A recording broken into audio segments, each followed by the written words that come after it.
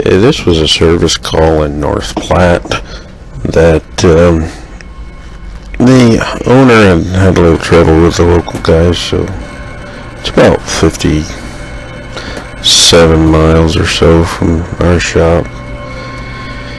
And this is a classic example of thoughtless carpentry and not thinking about working on these pieces of equipment.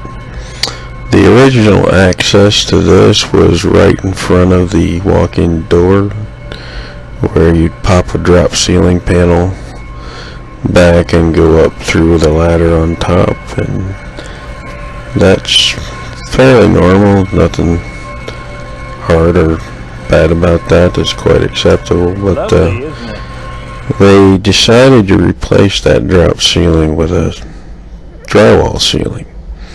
So now you have to go in from the side, which is back in the kitchen. You gotta set your ladder up next to the sink, go through the drop ceiling over the sink, and there's about a 2.5 foot wall above the drop ceiling that you have to crawl over, and it's just kind of a nightmarish situation to get to. So hauling tools and parts and everything you need to do a repair job on something like that is very difficult. So when I got there, the pressure control was just laying there by the unit. It wasn't mounted, attached, or anything. Cover was off of it. So one of the first things I did was, and the bracket was up there, the mounting bracket, was put the mounting bracket on the pressure control, mount it to the condensing unit skid, put the cover back on it. The fan blade itself had come loose off the condenser fan motor and then jammed, and it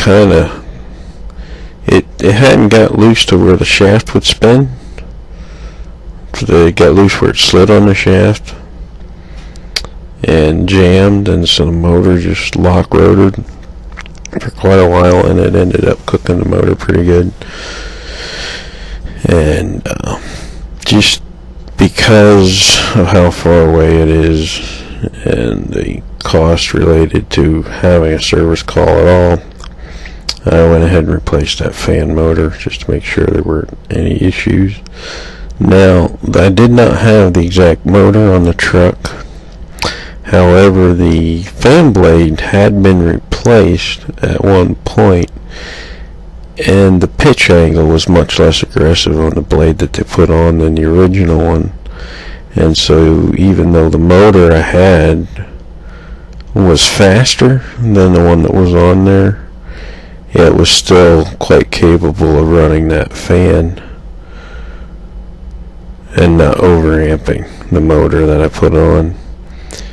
More airflow through these little condenser coils is always a plus on these units. They generally are in a pretty hot area, and it's hard to keep them reasonably cool. And oh yeah, this was leaking off the king valve stem. The packing was leaking on it, and it wasn't a tightenable packing, so I added a spray on valve so I could put the pressure control on and close that king valve so it didn't continue to leak, and you didn't have to leave it open for the pressure control. It's a much more reliable way of running that pressure control without having a leak. So I did that and got the king valve cap down to where it wasn't leaking, and had to put a little refrigerant in the system to replace what leaked out the king valve. So I did that, replaced that fan motor, and everything else was working fine. This is actually a few months ago now that I'm doing the narration for it, and there's been no issues with that system since. So it turned out fine. It's just by yourself, it's a horrible, horrible place to work. That's the infrared leak detector. I'm looking for refrigerant leaks. That's kind of a neat little tool. It draws an air sample in and measures the light spectrum, and it's looking for a change in the light spectrum, and that's how it determines there's a leak. Because if you do have a refrigerant leak, it will create a little bit of a cold. It'll be cooler than the air around it, so when it sees that light change from the cold air going through the infrared sensor, then it goes off, and it sure works really well. And now I'm changing that fan motor out, and because the fan motor is not exactly the same as the one that was in there, the original mounting bracket didn't work, and I ended up using two pressure control brackets, one on the front, one on the back of the motor I had, and that worked really well. It made it right height. It was really rigid and solid, so they should never have any trouble with that. I've since added the motor that was on there to the inventory on my trucks, and now I carry both the motor I used and the motor I took off.